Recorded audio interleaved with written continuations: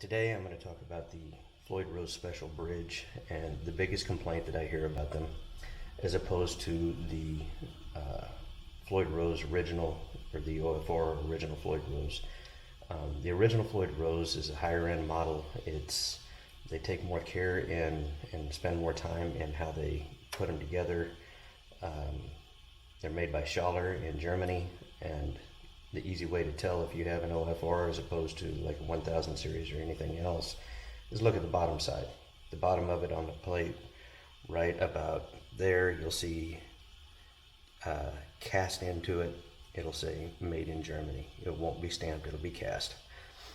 As opposed to like the top of these where you see the stamping for the EVH and then it says Floyd Rose and it says Special over here. A lot of them will just say Floyd Rose and then Special on this side over here.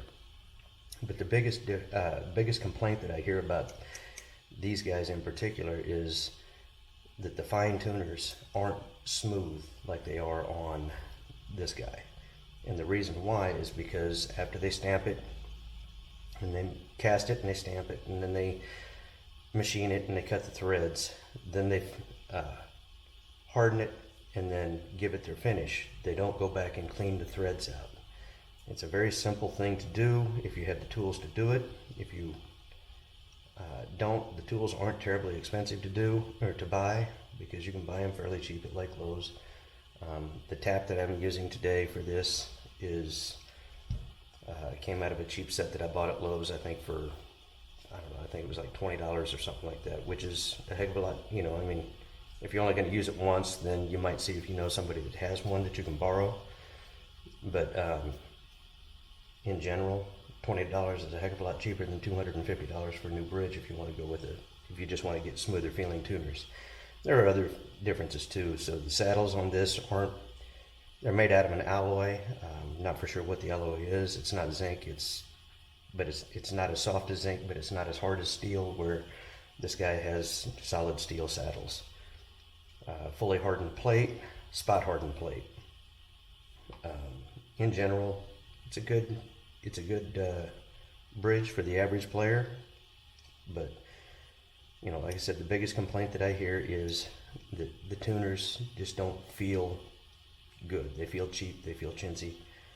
The tuners themselves, the knobs, are the exact same part as this over here. It's the just in how they do the final finishing on the plate. So what I will normally do when I do this is I like to take all of the bolts out, the locking bolts, completely out of the bridge, so I don't accidentally end up hitting one of them and marring it a little bit or something.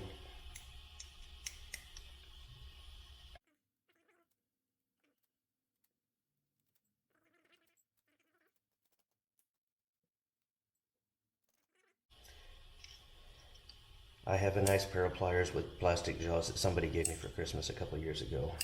These work really, really good for this. If you don't have, and they work great for anything where you don't want to mar a finish on.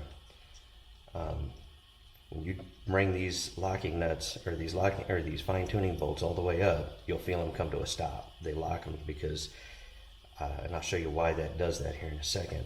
But so you don't want to mess up the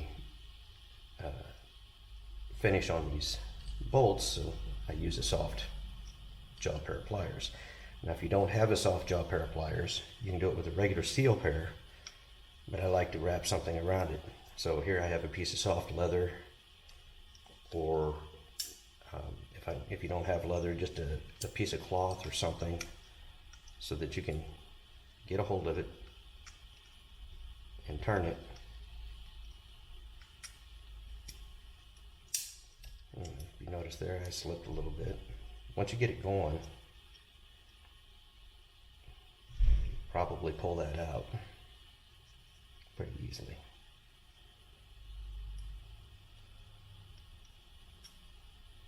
And what happens is, if you look very, very closely, I don't know if you can see it on here or not, but there's a spot right there where once that's put in, they take a punch and they tap it and they smash that thread so that it'll lock it in place and those won't come out.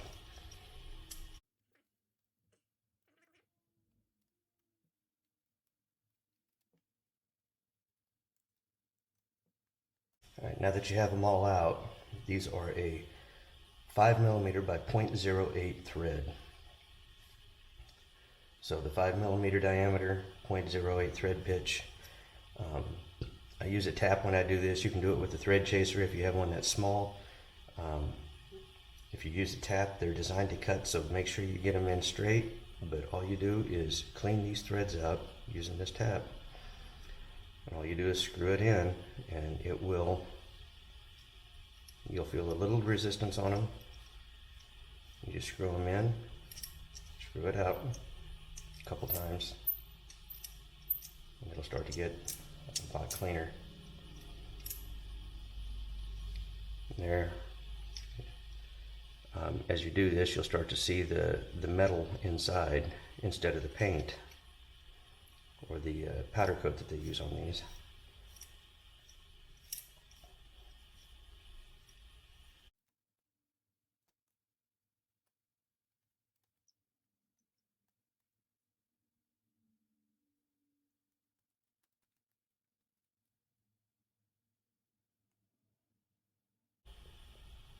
And it doesn't take a lot of pressure to do this. It doesn't take a lot of force. If you notice, I'm just doing this basically with my fingertips.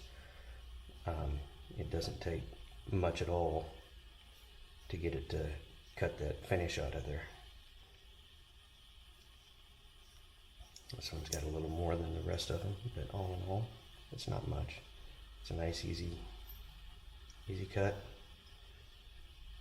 A little twirly twirly. And now when we put our fine tuners in, they will turn super, super, super smooth.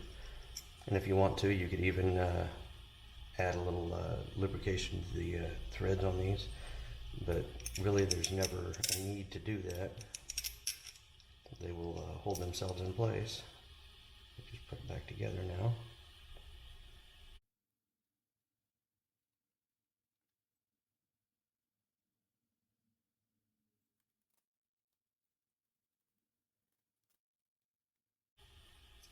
And once we get those back together, we can put the fine tuners back in, and much smoother, much smoother. You can go back and you can punch the sides of the threads again if you want to, but I never have run into an issue where I've lost any of these because I've done this or anything like that. Everything just works as smooth and smooth and slick as if it was one of these. It's got the same feel. It's got the same basic tuners to it. It's got the same spring on the back, and it'll work out. So there you have it.